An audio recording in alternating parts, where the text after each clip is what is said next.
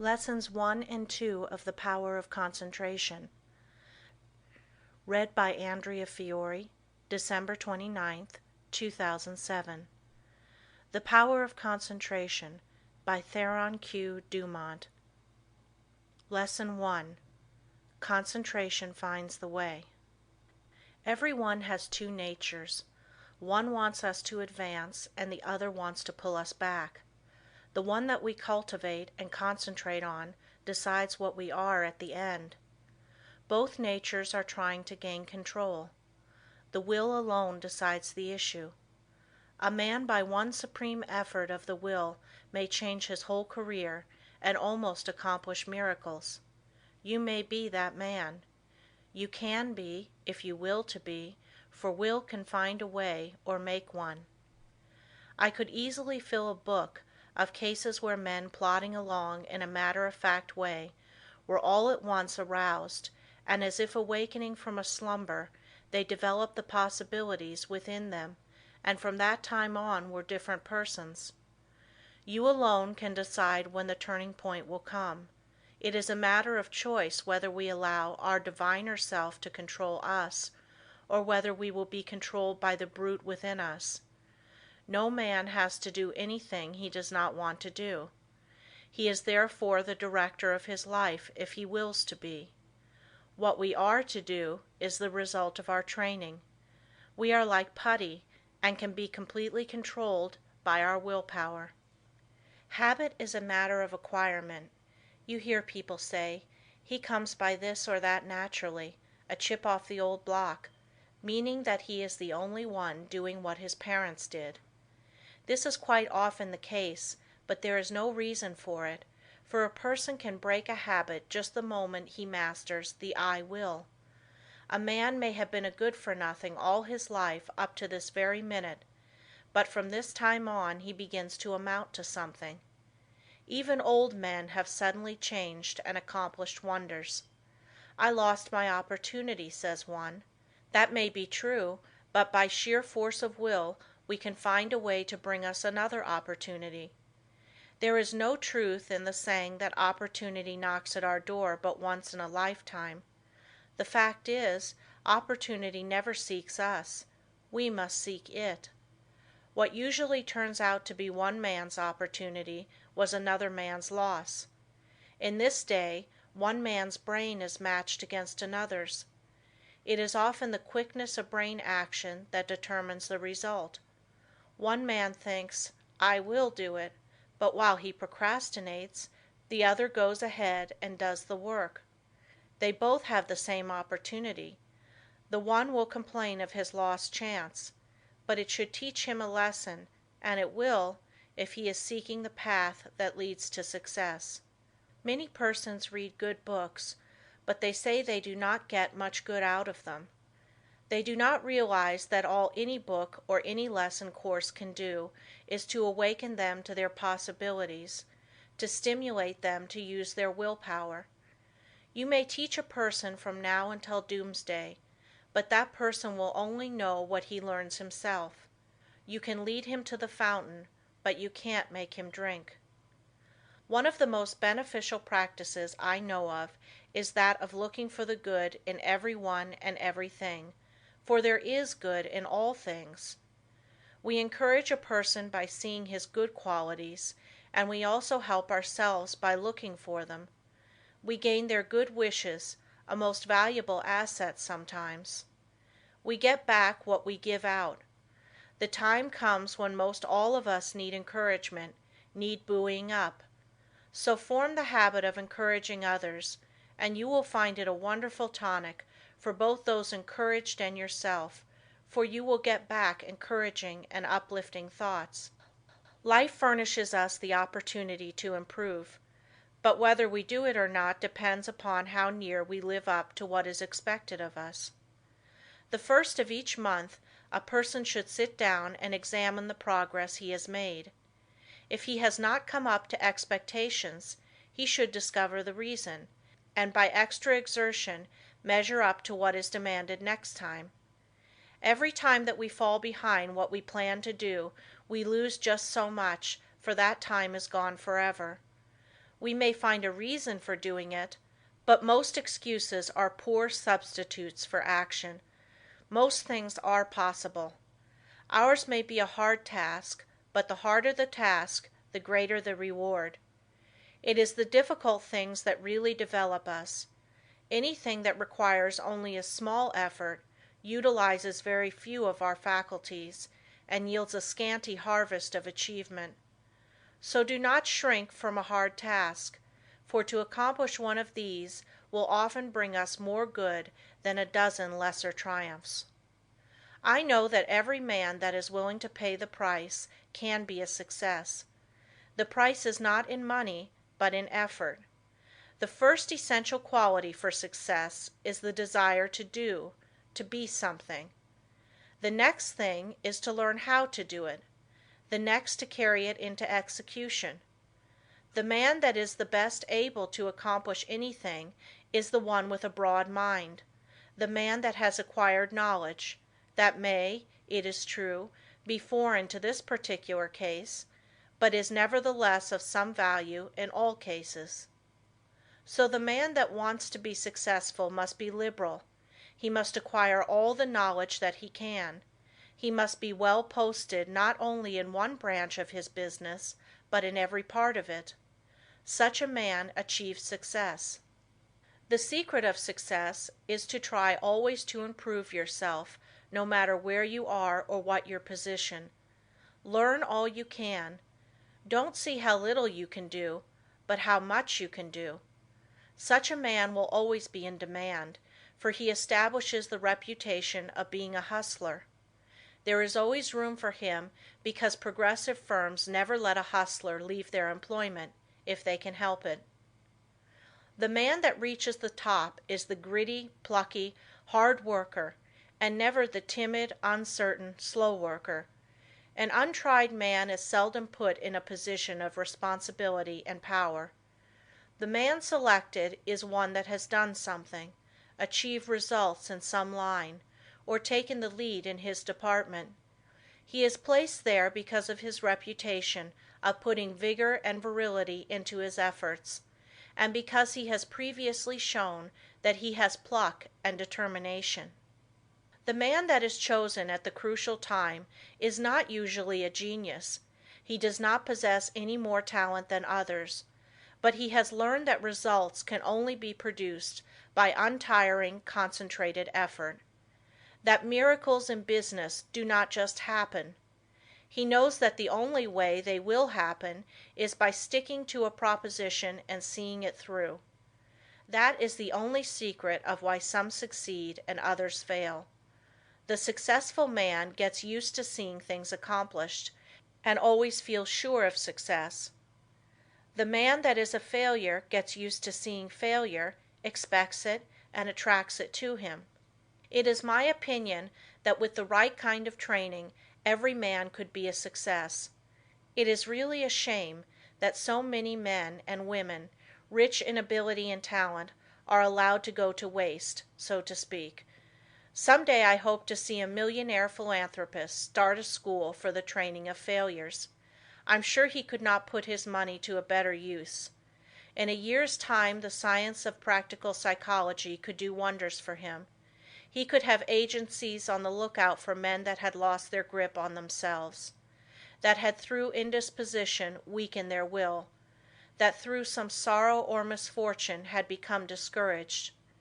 At first all they need is a little help to get them back on their feet, but usually they get a knock downwards instead. The result is that their latent powers never develop, and both they and the world are the losers. I trust that in the near future someone will heed the opportunity of using some of his millions in arousing men that have begun to falter. All they need to be shown is that there is within them an omnipotent source that is ready to aid them, providing they will make use of it. Their minds only have to be turned from despair to hope to make them regain their hold. When a man loses his grip today, he must win his redemption by his own will. He will get little encouragement or advice of an inspiring nature. He must usually regain the right road alone. He must stop dissipating his energies and turn his attention to building a useful career. Today we must conquer our weakening tendencies alone. Don't expect anyone to help you. Just take one big brace, make firm resolutions, and resolve to conquer your weaknesses and vices. Really, no one can do this for you. They can encourage you. That is all. I can think of nothing but lack of health that should interfere with one becoming successful. There is no other handicap that you should not be able to overcome. To overcome a handicap, all that is necessary to do is to use more determination and grit and will. The man with grit and will may be poor today and wealthy in a few years. Will power is a better asset than money. Will carry you over chasms of failure if you but give it the chance. The men that have risen to the highest positions have usually had to gain their victories against big odds. Think of the hardships many of our inventors have gone through before they became a success. Usually they have been very much misunderstood by relatives and friends. Very often they did not have the bare necessities of life. Yet by sheer determination and resolute courage they managed to exist somehow until they perfected their inventions, which afterwards greatly helped in bettering the condition of others. Everyone really wants to do something, but there are very few that will put forth the needed effort to make the necessary sacrifice to secure it. There is only one way to accomplish anything, and that is to go ahead and do it. A man may accomplish almost anything today if he just sets his heart on doing it and lets nothing interfere with his progress. Obstacles are quickly overcome by the man that sets out to accomplish his heart's desire. The bigger the man, the smaller the obstacle appears. The smaller the man, the greater the obstacle appears. Always look at the advantage you gain by overcoming obstacles, and it will give you the needed courage for their conquest. Do not expect that you will always have easy sailing. Parts of your journey are likely to be rough. Don't let the rough places put you out of commission. Keep on with the journey. Just the way you weather the storm shows what material you are made of. Never sit down and complain of the rough places, but think how nice the pleasant stretches were. View with delight the smooth plains that are in front of you. Do not let a setback stop you. Think of it as a mere incident that has to be overcome before you can reach your goal. Lesson 2. The Self-Mastery. Self-Direction Power of Concentration. Man from a psychological standpoint of development is not what he should be. He does not possess the self-mastery, the self-directing power of concentration that is his by right. He has not trained himself in a way to promote his self-mastery. Every balanced mind possesses the faculties whose chief duties are to engineer, direct, and concentrate the operations of the mind, both in a mental and physical sense. Man must learn to control not only his mind, but his bodily movements.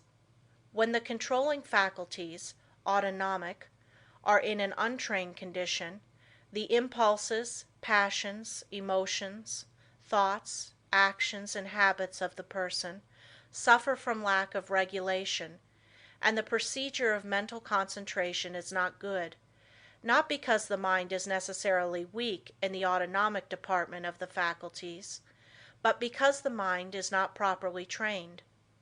When the self-regulating faculties are not developed, the impulses, appetites, emotions, and passions have full swing to do as they please, and the mind becomes impulsive, restless, emotional, and irregular in its action. This is what makes mental concentration poor. When the self-guiding faculties are weak in development, the person always lacks the power of mental concentration. Therefore, you cannot learn to concentrate until you develop those very powers that qualify you to be able to concentrate. So if you cannot concentrate, one of the following is the cause. 1. Deficiency of the motor centers. 2. an impulsive and emotional mind. 3. An untrained mind. The last fault can soon be removed by systematic practice. It is the easiest to correct. The impulsive and emotional state of mind can best be corrected by restraining anger, passion and excitement, hatred, strong impulses, intense emotions, fretfulness, etc. It is impossible to concentrate when you are in any of these excited states. These can be naturally decreased by avoiding such food and drinks as have nerve weakening or stimulating influences, or a tendency to stir up the passions, the impulses and the emotions. It is a very good practice to watch and associate with those persons that are steady, calm, controlled and conservative. Correcting the deficiency of the motor centers is harder because as the person's brain is undeveloped, he lacks willpower. To cure this takes some time. Persons so afflicted may benefit by reading and studying my course, The Master Mind, to be published by Advanced Thought Publishing Corporation, Chicago, Illinois. Many have the idea that when they get into a negative state, they are concentrating, but this is not so. They may be meditating, though not concentrating. Those that are in a negative state a good deal of the time cannot, as a rule, concentrate very well. They develop instead abstraction of the mind, or absence of mind. Their power of concentration becomes weaker, and they find it difficult to concentrate on anything. They very often injure the brain if they keep up this state. To be able to concentrate you must possess strength of mind. The person that is feeble-minded cannot concentrate his mind, because of lack of will. The mind that cannot center itself on a special subject or thought is weak. Also the mind that cannot draw itself from a subject or thought is weak. But the person that can center his mind on any problem, no matter what it is, and remove any unharmonious impressions, has strength of mind. Concentration, first, last, and all of the time, means strength of mind. Through concentration a person is able to collect and hold his mental and physical energies at work. A concentrated mind pays attention to thoughts, words, acts and plans. The person who allows his mind to roam at will never accomplish a great deal in the world. He wastes his energies. If you work, think, talk and act aimlessly, and allow your brain to wander from your subject to foreign fields, you will not be able to concentrate. You concentrate the moment when you say, I want to, I can, I will. Some mistakes some people make. If you waste your time reading sensational stories or worthless newspaper items, you excite the impulsive and the emotional faculties, and this means you are weakening your power of concentration. You will not be a free engineer, able to pilot yourself to success. Concentration of the mind can only be developed by watching yourself closely. All kinds of development commence with close attention. You should regulate your every thought and feeling. When you commence to watch yourself and your own acts and also the acts of other people, you use the faculties of autonomy, and as you continue to do so, you improve your faculties, until in time you can engineer your every thought, wish and plan. To be able to focalize the mind on the object at hand in a conscious manner leads to concentration. Only the trained mind can focalize. To hold a thought before it until all the faculties shall have had the time to consider that thought is concentration. The person that cannot direct his thoughts, wishes, plans, resolutions and studies cannot possibly succeed to the fullest extent. The person that is impulsive one moment and calm the next has not the proper control over himself. He is not a master of his mind, nor of his thoughts, feelings and wishes. Such a person cannot be a success. When he becomes irritated, he irritates others, and spoils all chances of any concern doing their best. But the person that can direct his energies and hold them at work in a concentrated manner controls his every work and act, and thereby gains the power to control others. He can make his every move serve a useful end, and every thought a noble purpose. In this day, the man that gets excited and irritable should be looked upon as an undesirable person. The person of good breeding now speaks with slowness and deliberation. He is cultivating more and more of a reposeful attitude. He is consciously attentive and holds his mind to one thing at a time. He shuts out everything else. When you are talking to anyone, give him your sole and undivided attention. Do not let your attention wander or be diverted. Give no heed to anything else, but make your will and intellect act in unison. Start out in the morning and see how self-poised you can remain all day. At times take an inventory of your actions during the day and see if you have kept your determination. If not, see that you do tomorrow. The more self-poised you are, the better will your concentration be. Never be in too much of a hurry, and remember, the more you improve your concentration, the greater are your possibilities. Concentration means success, because you are better able to govern yourself and centralize your mind. You become more in earnest in what you do, and this almost invariably improves your chances for success. When you are talking to a person, have your own plans in mind. Concentrate your strength upon the purpose you are talking about. Watch his every move, but keep your own plans before you. Unless you do, you will waste your energy and not accomplish as much as you should. I want you to watch the next person you see that has the reputation of being a strong character, a man of force. Watch and see what a perfect control he has over his body. Then I want you to watch just an ordinary person. Notice how he moves his eyes, arms, fingers. Notice the useless expenditure of energy. These movements all break down the vital cells and lessen the person's power in vital and nerve directions. It is just as important for you to conserve your nerve forces as it is the vital forces. As an example, we see an engine going along the track very smoothly. Someone opens all the valves and the train stops. It is the same with you. If you want to use your full amount of steam, you must close your valves and direct your power of generating mental steam toward one end. Center your mind on one purpose, one plan, one transaction. There is nothing that uses up nerve force so quickly as excitement. This is why an irritable person is never magnetic. He is never admired or loved. He does not develop those finer qualities that a real gentleman possesses. Anger, sarcasm, and excitement weaken a person in this direction. The person that allows himself to get excited will become nervous in time, because he uses up his nerve forces and his vital energies. The person that cannot control himself and keep from becoming excited cannot concentrate. When the mind can properly concentrate, all the energy of every microscopic cell is directed into one channel, and then there is a powerful personal influence generated.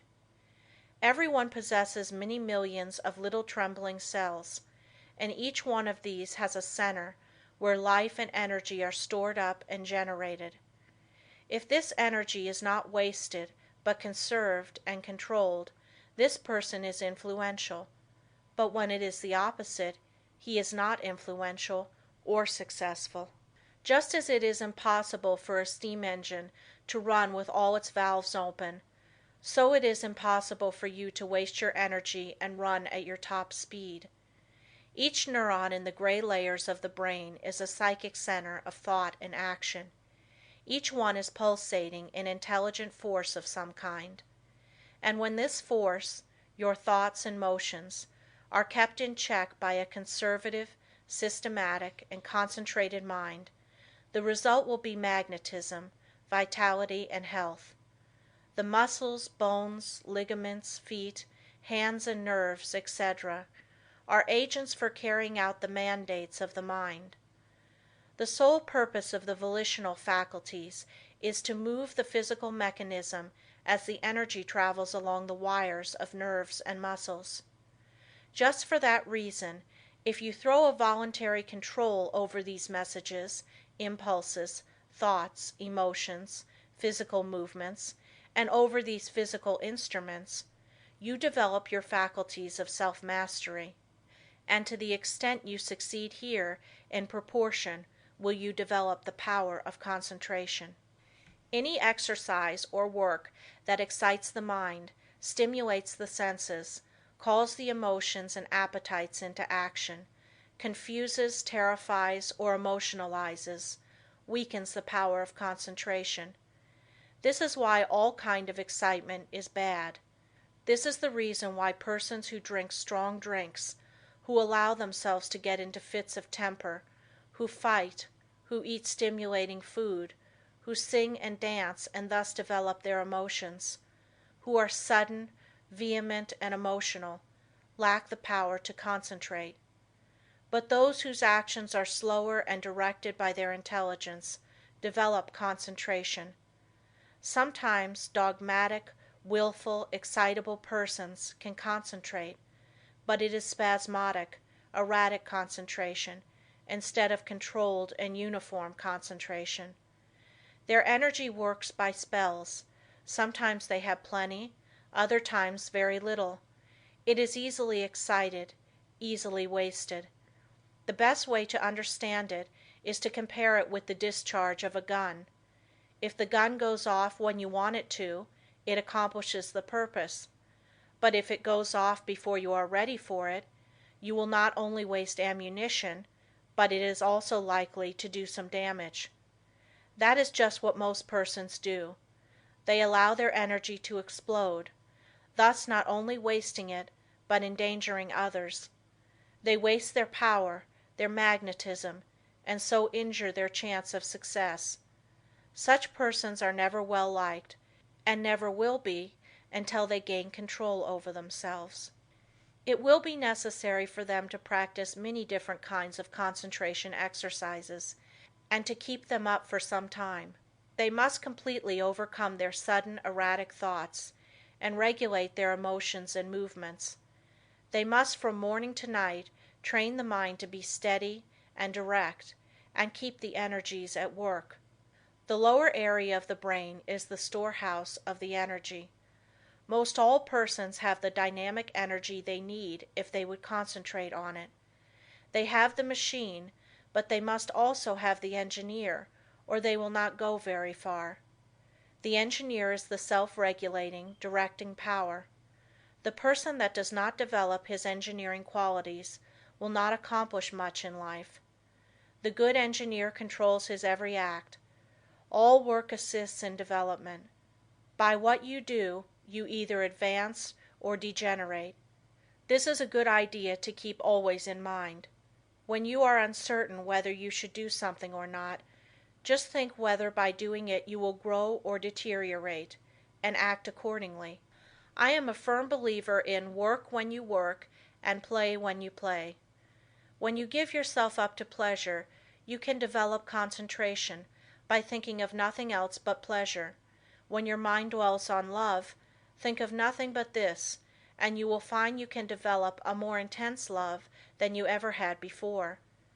When you concentrate your mind on the you, or real self, and its wonderful possibilities, you develop concentration and a higher opinion of yourself.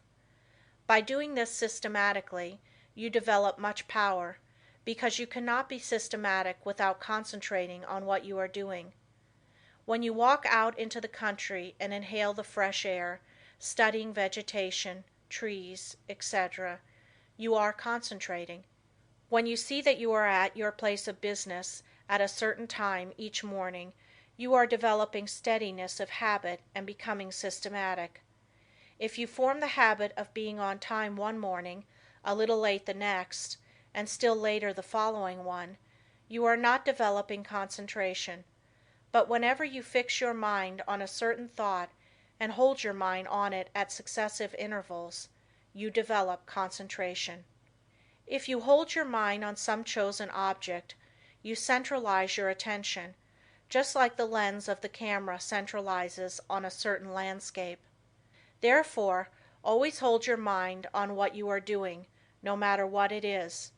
Keep a careful watch over yourself, for unless you do, your improvement will be very slow.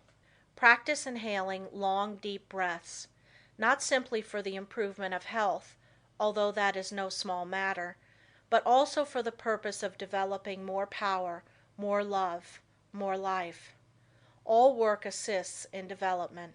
You may think it foolish to try to develop concentration by taking muscular exercises, but you must not forget that the mind is associated with muscle and nerve. When you steady your nerves and muscles, you steady your mind, but let your nerves get out of order and your mind will become erratic and you will not possess the power of direction, which in other words, is concentration. Therefore you understand how important exercises that steady the nerves and muscles are in developing concentration. Everyone is continually receiving impulses that must be directed and controlled if one is to lead a successful life. That is the reason why a person must control the movements of his eyes, feet, fingers, etc. This is another reason why it is important to control his breathing. The slow, deep, prolonged exhalations are of wonderful value. They steady the circulation, the heart action, muscles and nerves of the mind. If the heart flutters, the circulation is not regular, and when the lung action is uneven, the mind becomes unsteady and not fit for concentration. This is why controlled breathing is very important as a foundation for physical health. You must not only concentrate your mind, but also the action of the eyes, ears, and fingers. Each of these contain miniature minds that are controlled by the master engineer. You will develop much quicker if you thoroughly realize this. If you have ever associated with big men or read their biographies, you will find that they usually let the others do the talking. It is much easier to talk than it is to listen. There is no better exercise for concentration than to pay close attention when someone is talking. Besides learning from what they have to say, you may develop both mental and physical concentration. When you shake hands with someone, just think of your hand as containing hundreds of individual minds, each having an intelligence of its own. When you put this feeling into your handshake, it shows personality.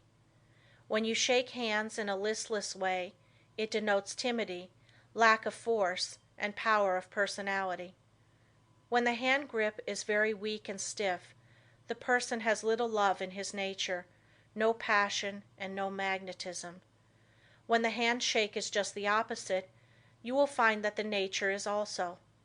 The loveless person is non-magnetic, and he shows that he is by his non-magnetic handshake.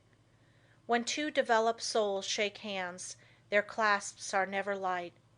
There is a thrill that goes through both when the two currents meet. Love arouses the opposite currents of the positive and negative natures. When there is no love, life loses its charm. The hand quickly shows when love is being aroused. This is why you should study the art of handshaking and develop your social affections. A person that loves his kind reflects love, but a person that hates reflects hate. The person with a bad nature, a hateful disposition, evil thoughts and feeling, is erratic, freakish, and fitful. When you allow yourself to become irritable, watch how you breathe and you will learn a valuable lesson. Watch how you breathe when you are happy. Watch your breathing when you harbor hate. Watch how you breathe when you feel in love with the whole world and noble emotions thrill you. When filled with good thoughts, you breathe a plentiful supply of oxygen into your lungs, and love fills your soul. Love develops a person, physically, mentally, and socially. Breathe deeply when you are happy, and you will gain life and strength. You will steady your mind, and you will develop your power of concentration and become magnetic and powerful. If you want to get more out of life, you must think more of love. Unless you have real affection for something, you have no sentiment, no sweetness, no magnetism. So arouse your love affections by your will and enter into a fuller life. The hand of love always magnetizes, but it must be steady and controlled. Love can be concentrated in your handshake, and this is one of the best ways to influence another. The next time you feel yourself becoming irritable, use your will and be patient. This is a very good exercise in self-control. It will help you to keep patient if you will breathe slowly and deeply. If you find you are commencing to speak fast, just control yourself and speak slowly and clearly. Keep from either raising or lowering your voice, and concentrate on the fact that you are determined to keep your poise, and you will improve your power of concentration. When you meet people of some consequence, assume a reposeful attitude before them. Do this at all times. Watch both them and yourself. Static exercises develop the motor faculties and increase the power of concentration. If you feel yourself getting irritable, nervous, or weak, stand squarely on your feet with your chest up and inhale deeply, and you will see that your irritability will disappear and a silent calm will pass over you. If you are in the habit of associating with nervous, irritable people, quit it until you grow strong in the power of concentration, because irritable, angry, fretful, dogmatic, and disagreeable people will weaken what powers of resistance you have. Any exercises that give you better control of the ears, fingers, eyes, feet, help you to steady your mind. When your eye is steady, your mind is steady. One of the best ways to study a person is to watch his physical movements, for when we study his actions, we are studying his mind, because actions are the expressions of the mind. As the mind is, so is the action. If it is uneasy, restless, erratic, unsteady, its actions are the same. When it is composed, the mind is composed. Concentration means control of the mind and body. You cannot secure control over one without the other. Many people who seem to lack ambition have sluggish minds. They are steady, patient, and seemingly have good control, but this does not say they are able to concentrate.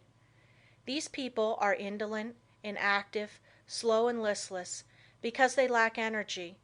They do not lose control because they have little force to control. They have no temper, and it therefore cannot disturb them. Their actions are steady because they possess little energy. The natural person is internally strong, energetic, and forceful, but his energy, force, and strength, thoughts, and physical movements are well under his control. If a person does not have energy, both mental and physical, he must develop it.